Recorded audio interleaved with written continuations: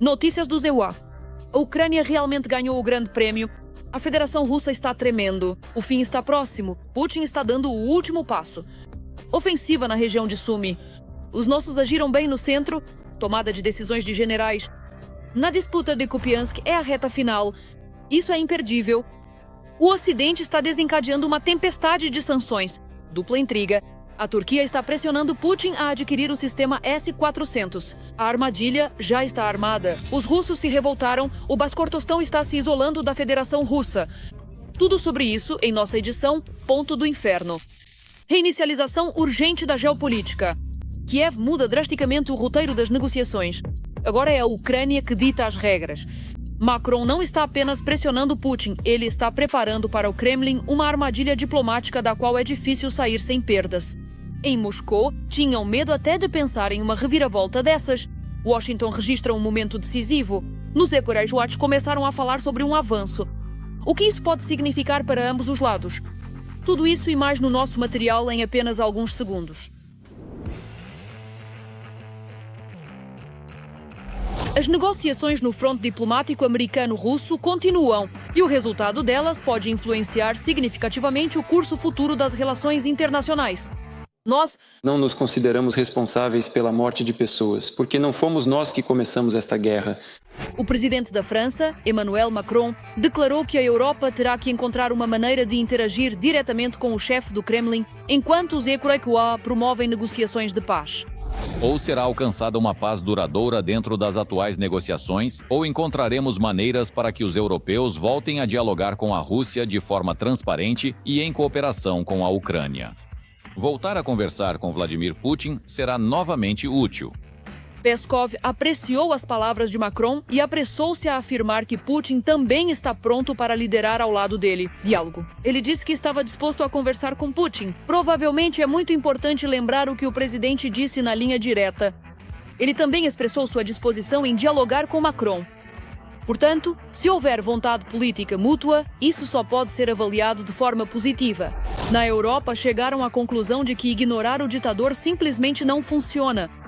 Macron tentou repetidamente estabelecer um diálogo com o Kremlin, mas isso não trouxe resultados, e ele se tornou um crítico aberto de Putin. A declaração de Macron também foi comentada por Zelensky, que observou que prefere manter a participação do seu Aerua nas negociações de paz.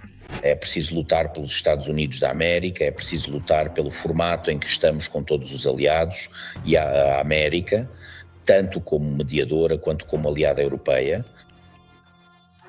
Os EMNUA, por sua vez, propuseram à Ucrânia negociações diretas com a Rússia. De fato, os EUA disseram que terão uma reunião separada com representantes da Rússia. E eles propuseram esse formato, pelo que entendi, Ucrânia, América, Rússia. E como também há representantes da Europa, provavelmente a Europa também estará presente. A questão dos territórios, bem como o status da usina nuclear de Zaporizhzhia e dos ativos russos congelados para a reconstrução da Ucrânia, permanecem as mais difíceis, no âmbito da resolução pacífica da guerra. As discussões estão ocorrendo de forma construtiva, começaram e continuarão hoje e também prosseguirão amanhã. Obrigado. A Ucrânia declarou repetidamente que não pretende entregar o Donbass. Mas Zelensky disse que estão prontos para retirar as tropas até o Donbass, se o Kremlin tomar medidas semelhantes. Se você quer a retirada das tropas em qualquer lugar, sempre são tomadas as mesmas medidas espelhadas. Se nós recuarmos 5 quilômetros, eles também recuam 5. Nós recuamos 10 e eles recuam 10. E então existe essa zona. Ela pode ser chamada de zona econômica livre. Uma das principais garantias de segurança para a Ucrânia deve ser o financiamento parcial do exército ucraniano por parte dos países parceiros. O efetivo das Forças Armadas da Ucrânia, nesse caso, chegará a 800 mil pessoas. A composição do lado americano permanece inalterada. O genro de Trump, Jared Kushner, e o investidor Steven Witkoff.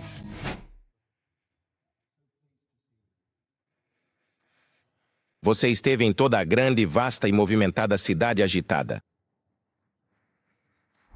A escolha de Steve Witkoff não foi por acaso.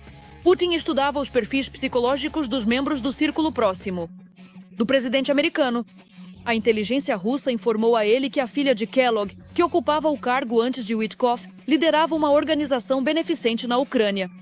E Putin interpretou isso como um possível sinal de uma atitude tendenciosa em relação à Rússia. O Wall Street Journal observou que a tática do ditador do Kremlin era afastar os diplomatas americanos profissionais e estabelecer diálogo com representantes dos grandes negócios americanos. E Trump confia em Witkoff como seu velho amigo, com quem mantém amizade de família e joga golfe.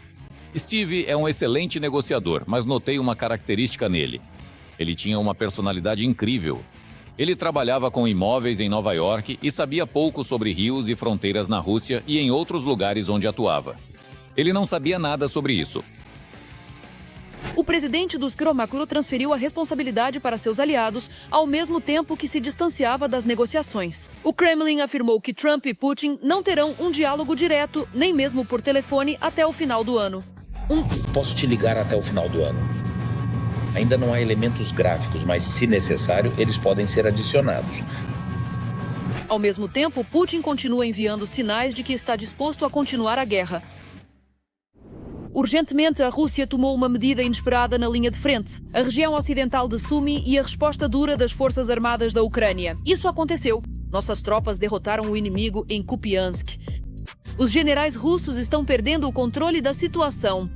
Colunas de equipamentos queimados e companhias inteiras de ocupantes desaparecem no esquecimento. Batalhas infernais estão começando. Tudo o que se sabe sobre elas, você já pode ver na reportagem agora mesmo.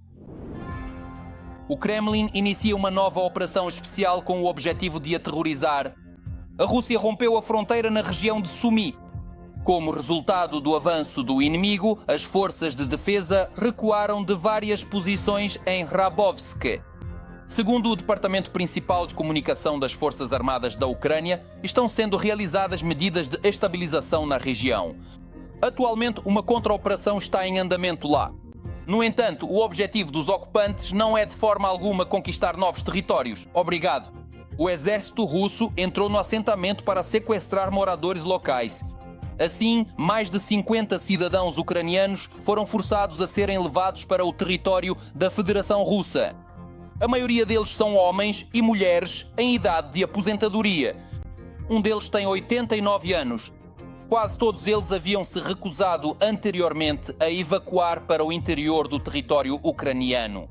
Em Adama Parapur revelou-se uma proteia. E Já é assustador. eles o retiraram. Os idosos, infelizmente, teriam sido levados para o território da Federação Russa para supostas medidas de filtragem. Nesse contexto, o chefe da OVA de Sumy, Oleg Grigorov, informou que a evacuação ativa de civis das comunidades fronteiriças da região de Sumy teve início, após relatos de que os russos têm se tornado mais ativos nessa direção. A evacuação de civis das comunidades fronteiriças na região de Sumy está em andamento. Hoje, parte dos moradores da comunidade de Krasnopil foi evacuada em transporte blindado após anteriormente terem recusado a evacuação. Atualmente, eles estão em um centro de trânsito onde recebem a assistência necessária. A evacuação está sendo realizada para todos os moradores que solicitaram. Os ocupantes estão furiosos e recorrem a provocações, pois nada está dando certo para eles diretamente no campo de batalha, garantem nossos defensores. Sim, como os militares ucranianos avançaram recentemente na parte central de Kupiansk, na região de Kharkiv. Isso é mencionado no relatório do Instituto para o Estudo da Guerra. Segundo analistas, as forças de defesa da Ucrânia empurraram os ocupantes ao longo da rodovia Kupiansk-Shuhuiv, na parte central da cidade. Os invasores também não estão tendo vida fácil na direção de Donetsk. Lá está o exército russo. No fim de semana, eles perderam mais um lote de equipamentos e tropas. Os ocupantes decidiram usar a neve, o frio e o forte nevoeiro como cortina para mais um ataque. Mas apesar das condições climáticas difíceis, os soldados do 2º Batalhão Mecanizado da 30ª Brigada Mecanizada anteciparam o plano do inimigo e o destruíram completamente. E aqui está uma coluna de equipamentos dos ocupantes destruída, na direção de Dobropil. Aqui, o inimigo perdeu pelo menos 10 unidades de veículos blindados. Toda essa pilha de metal foi destruída ainda na aproximação à linha de contato e depois disso, obstáculos ainda mais sérios aguardam os ocupantes. Assim, por exemplo, se parece apenas uma das muitas linhas de defesa das Forças Armadas da Ucrânia. Os militares mostraram na retaguarda da região de Zaporígia as impressionantes dimensões das fortificações defensivas das forças armadas da Ucrânia. É praticamente impossível romper essas linhas com um ataque frontal. Os próprios generais russos entendem isso muito bem. No entanto, para simular combates ativos, eles enviam tropas para ataques suicidas conscientes. Cada vez mais e mais grupos de carne de canhão. Assim, na direção de Pokrovsky, a unidade de sistemas aéreos não tripulados Fênix organizou um verdadeiro safari para os ocupantes. Como resultado, os russos perderam pelo menos 2 motocicletas, 4 carros, 2 pães, um quadriciclo e vários buggies até a manhã seguinte. Mas o inimigo ainda não se acalma. A cada ataque, os disparos do inimigo se tornam mais e mais insensatos. E, impiedoso como neste vídeo, parece que os ocupantes já viram o suficiente do filme Mad Max e decidiram fazer algo semelhante por conta própria. Os russos partiram para o ataque em 2 carros.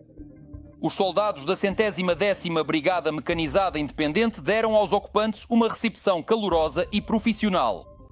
Como resultado, o carro de passeio chegou à linha de árvores já fora de controle. Mas é melhor morrer. Sim, a maioria dos soldados contratados russos acredita que é melhor morrer de um drone ucraniano durante um ataque insensato do que definhar de fome no próprio abrigo. Como conseguiu apurar a Direção Principal de Inteligência, os ocupantes, devido aos cortes feitos pelas Forças Armadas da Ucrânia, as cadeias de logística já nem hesitam diante do canibalismo.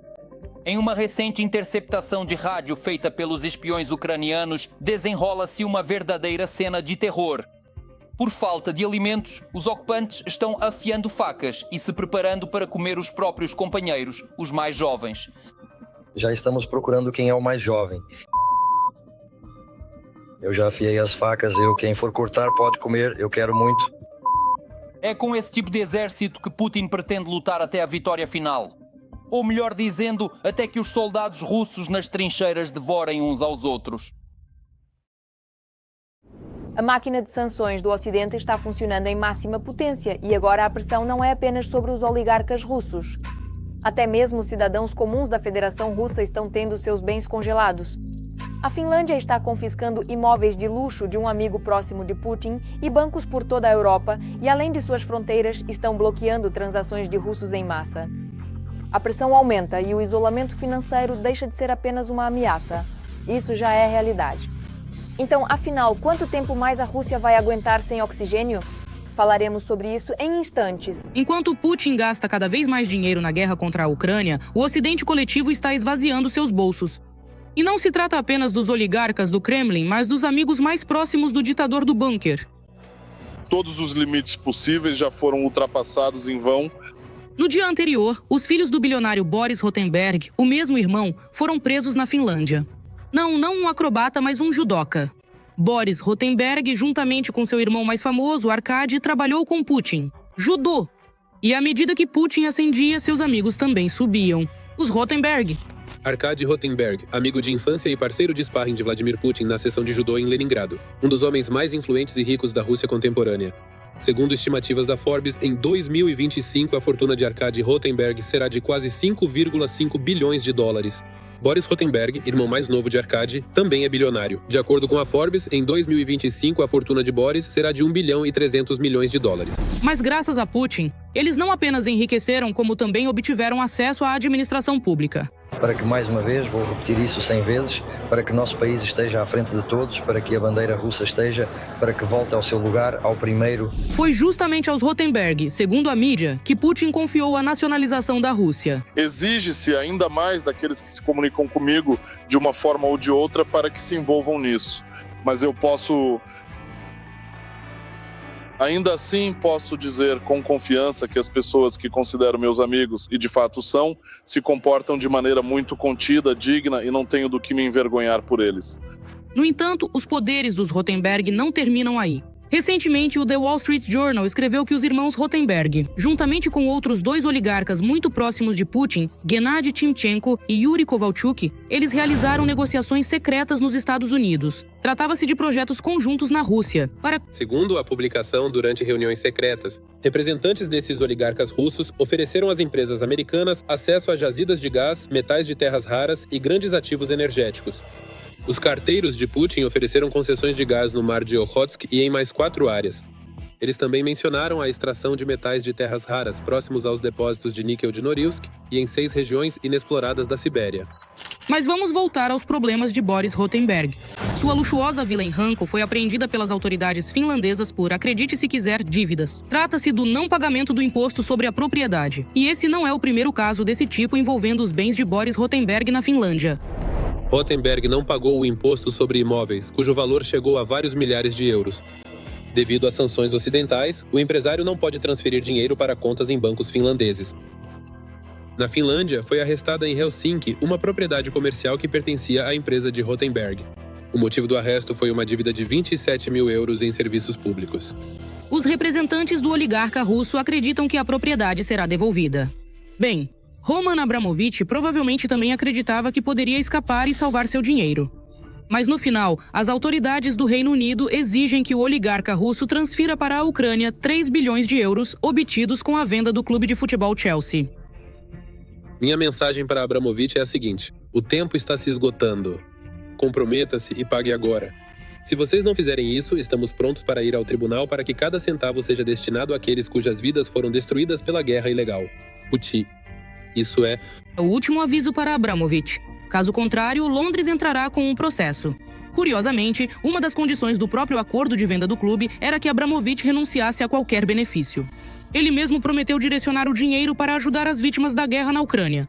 Mas agora ele acredita que os recursos da venda do Chelsea devem ir para todas as vítimas da guerra, incluindo os russos. Mas Abramovich manteve silêncio sobre o fato de que, se os russos estão sofrendo com a guerra, a culpa é de Putin e dos próprios russos, que, se não entraram em guerra, apoiaram a invasão da Ucrânia. E agora eles estão realmente pagando por isso, embora não exatamente porque eles não podem pagar. No sentido literal. Bancos na Armênia, Sérvia, Cazaquistão e outros países reforçaram os controles sobre as contas russas. E chegou ao ponto de alguns países até suspenderem as operações bancárias em contas russas. Os bancos do Cazaquistão, Tadiquistão e Omã intensificaram as verificações individuais das transações dos cidadãos russos. E instituições financeiras da Armênia e da Sérvia até começaram a suspender algumas operações. As medidas afetaram tanto pessoas físicas quanto jurídicas. E tudo isso por causa da entrada da Rússia em mais uma lista negra da União Europeia. Uma lista de países com alto risco de lavagem de dinheiro e financiamento do terrorismo. O fato de a Rússia ter entrado nessa lista, na opinião até mesmo de especialistas russos, terá consequências muito mais profundas do que as próprias sanções.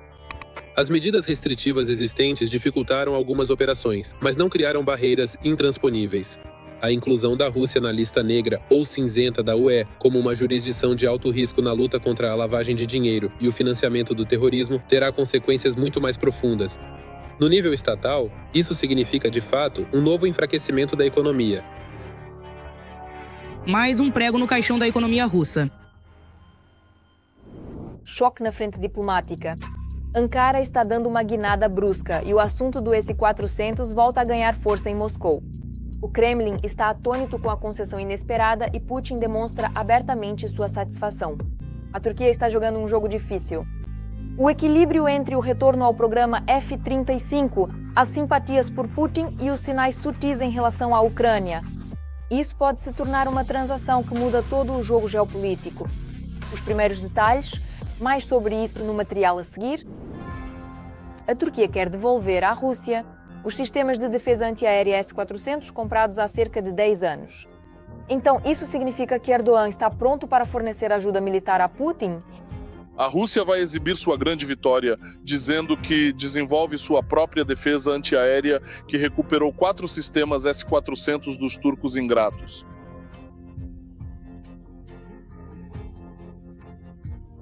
Não é tão simples assim. Na verdade, o presidente da Turquia quer comprar armamentos americanos, especialmente os caças F-35.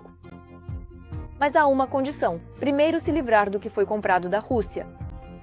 O programa F-35 para a Turquia não é compatível com o uso conjunto dos sistemas de mísseis S-400.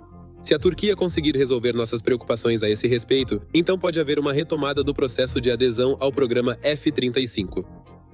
É exatamente por essa razão que não faz sentido que em um país membro da OTAN, onde eles podem vender tanto o avançado caça F-35 quanto o sofisticado sistema de defesa antimísseis Patriot, também estejam presentes alguns dos sistemas russos mais modernos e tecnologicamente avançados. Alguns meses atrás, Erdogan se encontrou com Trump e este lhe prometeu um acordo vantajoso. Nós vamos discutir os sistemas Patriot. Também estamos discutindo o F-35. E eu acho que ele conseguirá comprar de nós tudo o que quiser com sucesso. Eles precisam de certas coisas e nós também precisamos de algo. E no final das contas, chegaremos a uma solução vantajosa para todos. A devolução dos sistemas vendidos também será cara para a Rússia. Eles terão que pagar à Turquia o valor total devido. Lá o montante é de cerca de 2,5 bilhões de dólares. Ou seja, uma quantia considerável, só isso. Embora Putin afirme constantemente que a Turquia é uma parceira e aliada amigável do lado de Erdogan, as coisas claramente parecem diferentes. E ele coopera com a Rússia apenas em caso de grande benefício para o seu país. O presidente da Turquia não é um parceiro simples. E ele sempre defende seus próprios interesses. Bem, não interesses pessoais, mas os interesses do país. Mas isso não quer dizer que ele tenta tirar vantagem dos outros. Ele simplesmente luta pela decisão que, segundo ele, sua liderança e seus assessores é a mais adequada. Se a Turquia sentir que, em determinado momento, é necessário fazer um certo aceno em direção a Moscou, eles o farão. Se eles sentirem que a cooperação com a Europa e os Estados Unidos pode atingir um novo patamar, novamente eles olharão para o lado do Ocidente coletivo. O presidente turco humilhou Putin diplomaticamente várias vezes. Por exemplo, ele chegou propositalmente atrasado a uma reunião e fez o ditador russo ficar desconfortável, andando de um lado para o outro. A Turquia atua, digamos assim, como um hub para a Federação Russa em muitos aspectos, tanto em relação a produtos de uso duplo quanto a recursos energéticos, assim como a Rosatom, enfim, em muitos aspectos. Por isso, simplesmente rejeitar, embora eu honestamente diria de forma categórica, a continuação por parte da Turquia. A Rússia, claro, não pode.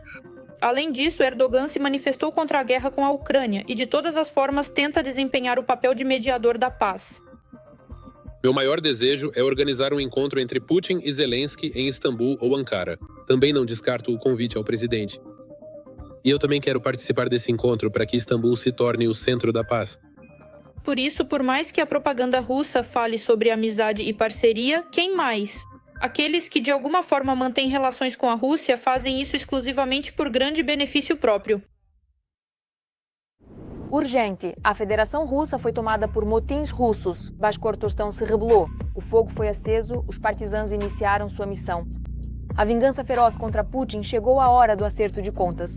Os apelos à revolução já não podem ser silenciados. O regime do ditador está visivelmente nervoso. Será que a primeira região da Federação Russa está pronta para dizer sua palavra final? Sobre isso, em instantes. Baskortostão está protestando. Está cada vez mais difícil para a ditadura russa manipular os povos dentro do país. E tudo porque, recentemente, instituições culturais do Baskortostão realizaram um evento pelo Dia da Língua Bashkir. Mas os basquiras decidiram aproveitar esse momento para protestar. Os cartazes continham retórica anti-imperialista e também mencionavam prisioneiros políticos. A República do Baskortostão e o Movimento Nacional Bashkir, que é provavelmente um dos mais ativos na Rússia atualmente.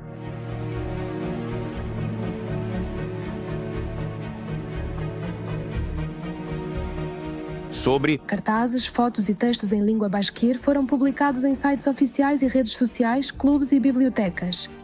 Eles dizem que, historicamente, os impérios forçaram os povos conquistados a adotar a língua dominante, privando-os de vontade política e da possibilidade de agir em seus próprios interesses. Ao longo da história, muitos impérios forçaram os povos conquistados a abandonar sua língua nativa, pois compreendiam que o idioma nativo fortalece a identidade e a unidade nacional. E isso significa que dificulta a imposição forçada da vontade alheia e dá aos povos a oportunidade de agir em seus próprios interesses. Aqueles que mudavam a língua tentavam também mudar a essência do povo. Além disso, em várias publicações são mencionadas figuras históricas que lutaram pela autonomia e independência do Baixcortostão. Os Bashkiris sempre foram bons guerreiros. Historicamente, o poder russo apresenta a Bashquíria como uma adesão voluntária ao Império Russo. No entanto, tudo isso aconteceu com fogo e espada.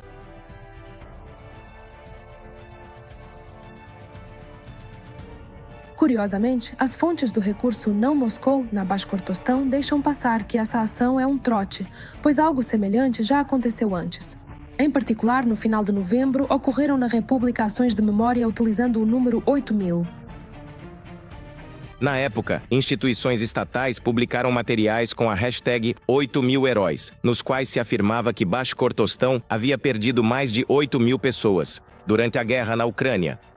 Ao mesmo tempo, as autoridades da República não anunciaram oficialmente esses dados. Mas existem ameaças ainda mais sérias para a Rússia. Recentemente, o movimento de resistência dos Bashkirs tem se desenvolvido ativamente. Eu sou Kurdan, representante da célula clandestina da Rota Bashkort. Eu sou a voz dos Bashkiris e estou pronto para me manifestar. Meus antepassados lutaram pela liberdade e estou pronto para levar essa causa até o fim. Bashkiria será livre. Junte-se à Rota Bashkort. O número de participantes deste batalhão está crescendo rapidamente. Bashkort. A própria Rota Bashkort é uma unidade militar da Legião Internacional de Defesa Territorial da Ucrânia, formada por voluntários bashkiris em 2022. E agora estão surgindo cada vez mais vídeos convocando as pessoas a se juntarem às suas fileiras. Bashkiris, unam-se. A resistência está crescendo.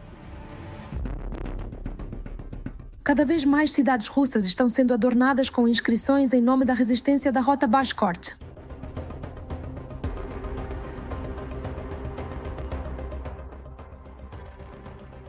O regime russo de Putin está fazendo o máximo para reprimir esses movimentos de libertação nacional.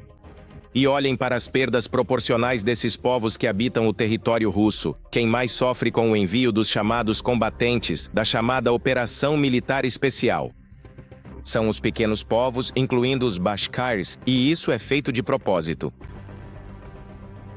Ninguém quer morrer em uma guerra contra um Estado soberano estrangeiro. E isto, como ninguém entende, é uma empresa, uma Baixcortostan, que continua a luta contra a sangrenta ditadura do Kremlin.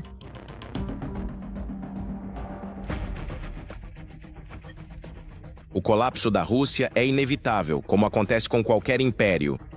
Não estou dizendo que acontecerá amanhã, mas começará com os chamados apartamentos nacionais. E, diante disso, eles pretendem intensificar a luta. Esta é uma notícia muito ruim para o regime de Putin. Neste momento, eu tenho tudo. Eu estava com você, Darina Gutskalo. Mais notícias terríveis na nossa próxima edição. E enquanto isso, não se esqueça de se inscrever e deixar seu like. Até a próxima!